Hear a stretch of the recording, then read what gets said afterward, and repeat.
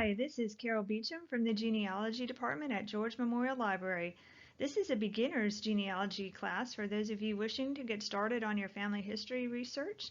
In this class, I will be discussing the basics such as forms, organizations, resources, and citing your sources. Let's get started. I think getting started on your genealogy research during the pandemic is the perfect time because you may have more time on your hands than you normally would otherwise.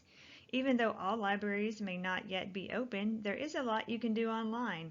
There is also a lot you can do from home. The first place to start your genealogy is with yourself. With genealogy research, we always work backwards from the known to the unknown. What is your personal knowledge of your family? How far back can you go on your tree? You might only be able to get back to your grandparents. What are the basic facts, family stories, traditions, etc.? I find family stories to usually be only partly true, as facts get twisted over time with each generation. Doing your genealogy can help you discover the truth. Ask yourself, is there anyone in the family who knows more than me? Inform your family that you are beginning genealogy research and inquire about the existence of old documents, photos, diaries, yearbooks, newspaper clippings, wills, and other documents. Talk to your parents, grandparents, siblings, cousins, aunts and uncles, and even spouses of deceased relatives. There is a lot of information out there to help you get started. The Fort Bend County Library System has various how-to books available for checkout. You can find a lot of genealogy tutorials online as well. YouTube would be a good place to start, and podcasts are good too. The Genealogy Department gives genealogy classes monthly on various topics and skill levels. Unfortunately, Fort Bend County does not have a genealogical society, but there are 3 in the area that I'm aware of. They are Bear Creek Genealogical Society, Bay Area Genealogical Society, and the Houston Forum. I have included a link that lists Texas genealogical societies along with their contact information. Societies will often bring in speakers at their monthly meetings. You can get clues about your ancestors by reading county histories, especially if your ancestors were early settlers there. It also lets you know what was going on during their lives. Look up the location on a map if you aren't familiar with the state they were living in. It might be a really cool place to visit.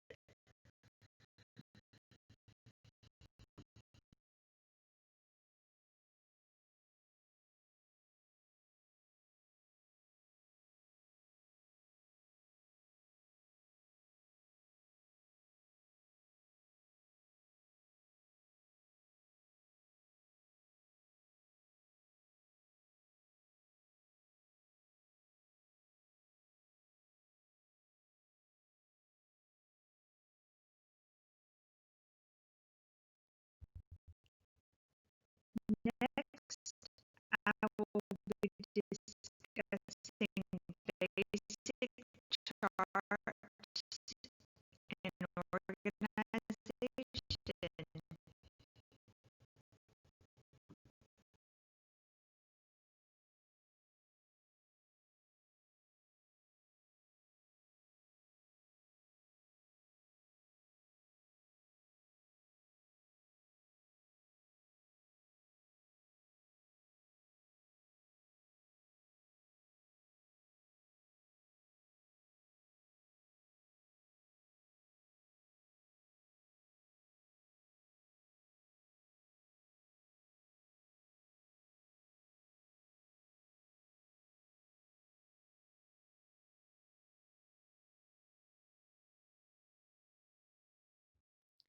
When you begin your genealogy research, you want to fill out a pedigree chart.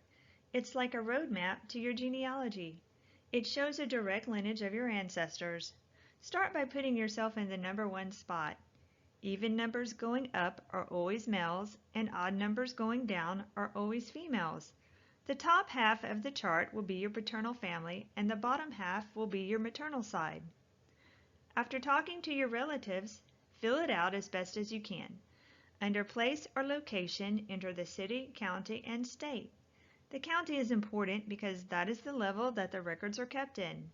Knowing the county lets you know where to look for records on your family.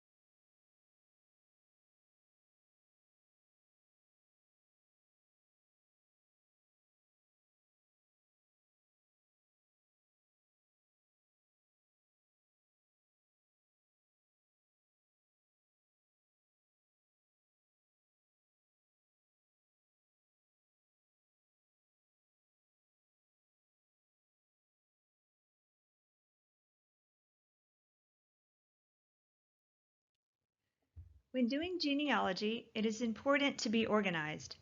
The family group sheet is one way to do this by helping us keep track of the information that we have for each family and shows the information we still need to find. You will fill out one of these forms for every family you are researching. It has a place to record the husband's information, wife's information, and all of their children. If your ancestor had more than one spouse, you would fill out a separate form for that marriage and list all of their children. As you begin recording information on these sheets, fill in as many blanks as possible. You don't have to fill in all of them at the same time. You can fill in the information as you discover it. Always write the wife's maiden name on these forms. When working in these forms, write legibly and use a pencil. Use full names instead of initials and consider writing surnames in all caps. In the genealogy world, dates are written with the day first, then the month and year.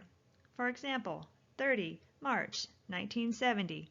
It's also best to write the month out if you have the space. You can find copies of these informs online at various places for free. The examples I have used above can be printed from the Fort Bend County Library's website under the Red Genealogy tab. It will be listed under Forms to download. Ancestry.com also has various genealogy forms you can download for free by clicking on Chart and Forms from their toolbar. You can also just Google free genealogy forms. There are a lot of different genealogy forms to use in your research, but these are the most basic and useful ones. After starting your genealogy research, you soon realize you have more papers than you know what to do with. It's like they're multiplying in the night. So you might want to keep mostly digital copies and just a few hard copies of your most precious original documents.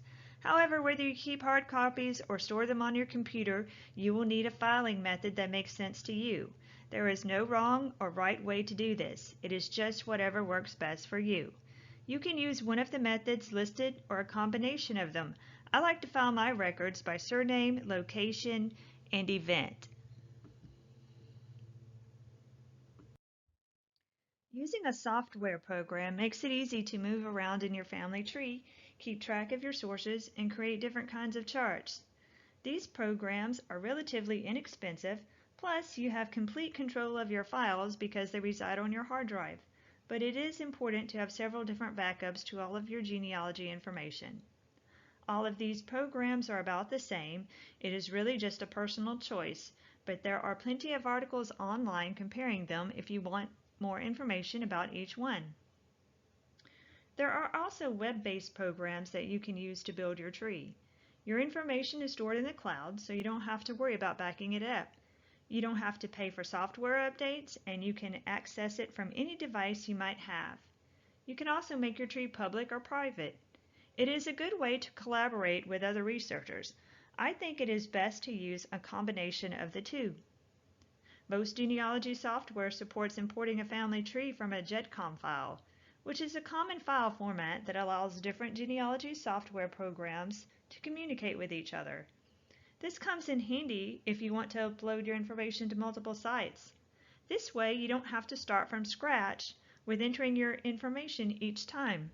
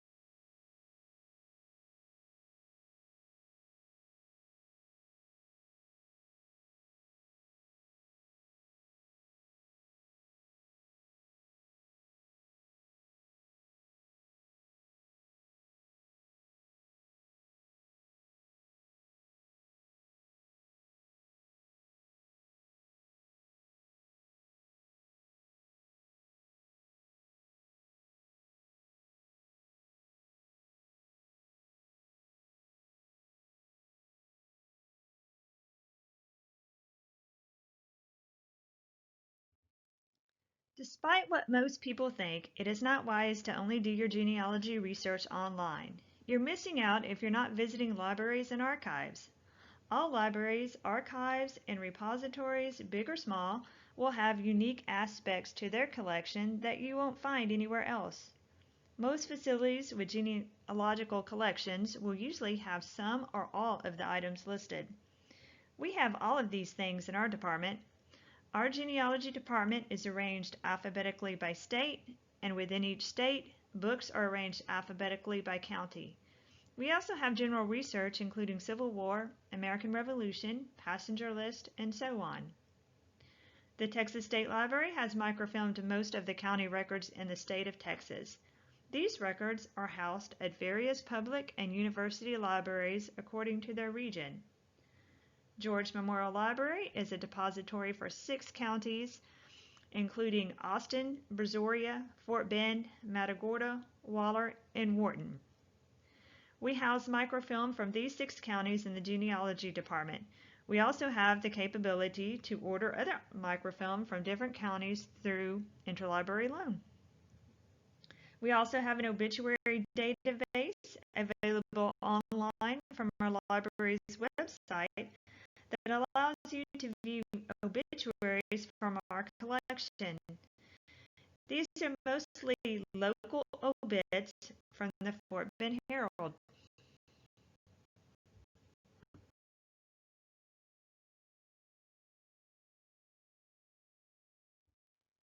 These are examples of different kinds of records and resources that you will be using in your genealogy research. You can find them at courthouses, libraries, the internet, and genealogical databases. At Fort Bend County Libraries, we have 2 genealogical databases available to the public. One is Heritage Quest, which is available from home. The other is Ancestry.com Library Edition. Ancestry is an extensive genealogical database. They are constantly adding new records. Many of the records I have listed are available here. It is a good starting place, but it is only accessible from the library. FamilySearch.org is another good database that is free and can be accessed from your home. I can't go into detail about all of these records, but we do have classes that address these different records in more detail.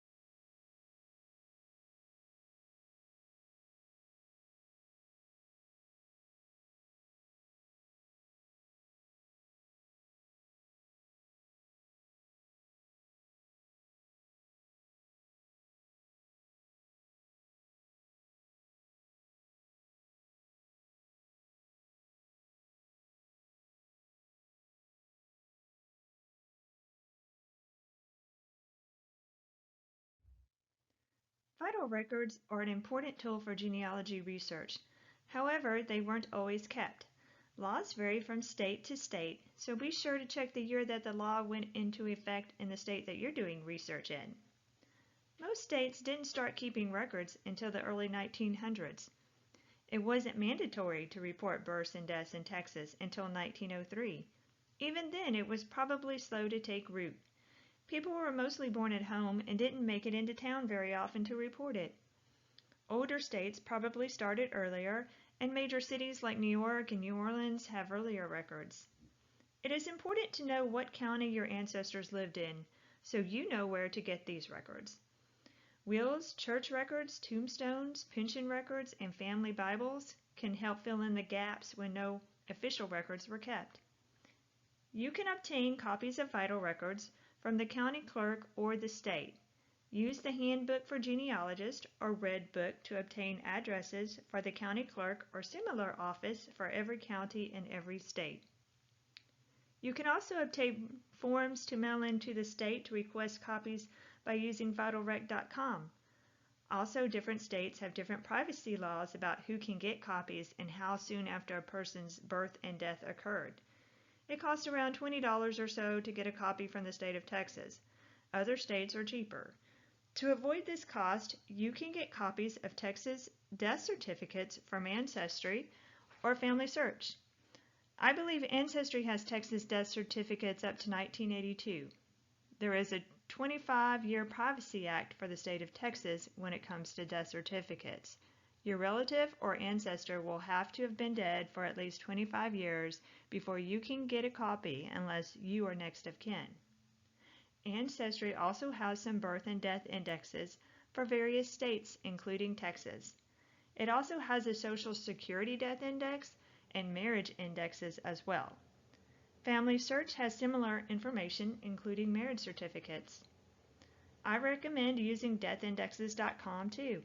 It lets you know what's available online in the way of death indexes, cemeteries, and obituaries for each state. It is a valuable tool. Findagrave.com is another good website to find out birth and death dates for your ancestors.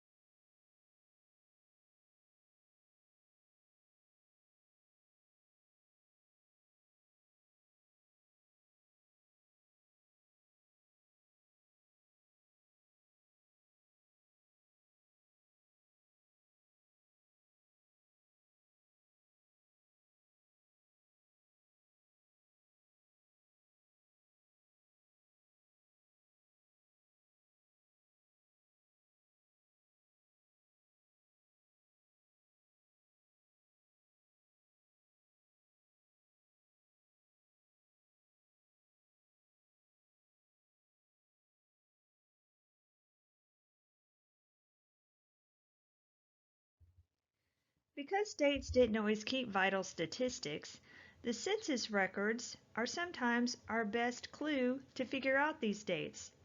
The census is also a great way to track your ancestors as they move from one place to the other. It is one of the first resources that I direct people to in genealogy research. Early census records before 1850 were less informative than the later ones were. Before 1850, only the head of the household was listed. Other members are listed by age brackets and gender. The 1850 census is the first one to include other members of free households. After the Civil War, everyone was listed. The enumerators, or census takers, went from door to door to record the census information. All entries were handwritten on large ledger sheets. Each census year is different in terms of questions asked.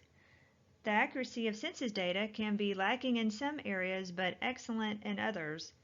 During the formative years of the U.S., boundary lines were always changing. Refer to Thorndale and Dollarhide's map guide to see how the boundaries changed from census year to census.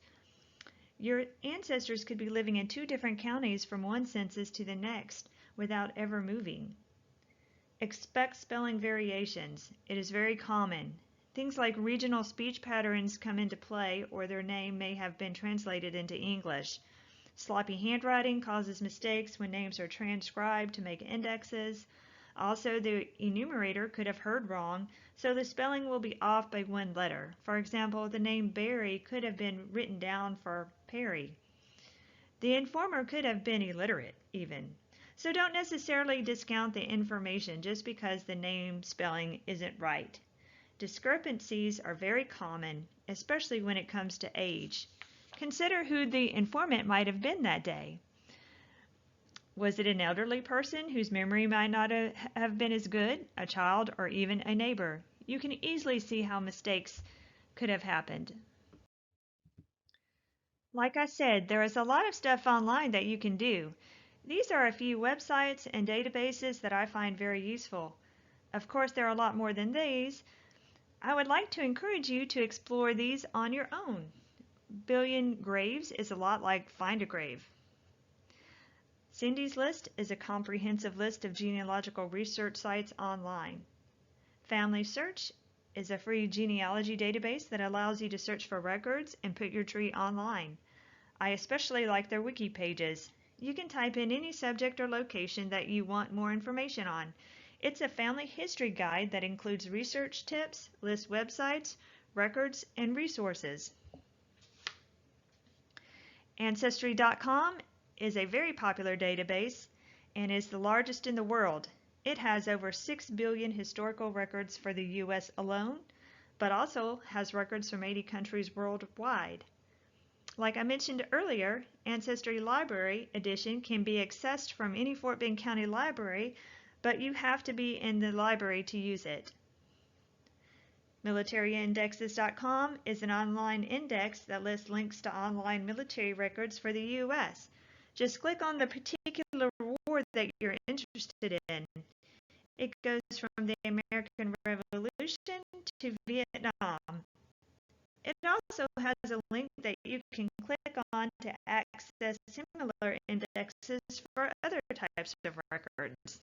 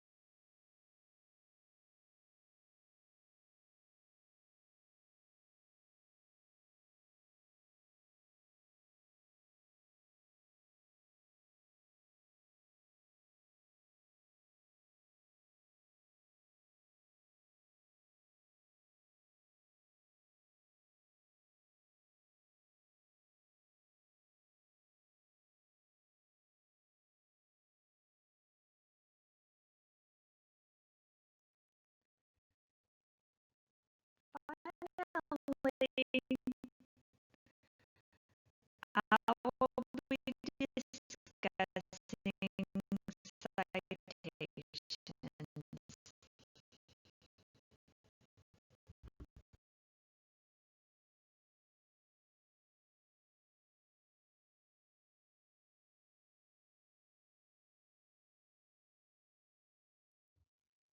If you want your genealogy research to be taken seriously by others, you must use citations to explain where you got your information from. I don't think anybody likes to do it, but it is important.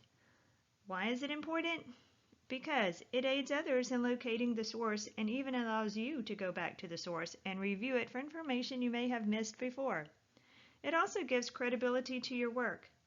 Other researchers will know your information is correct.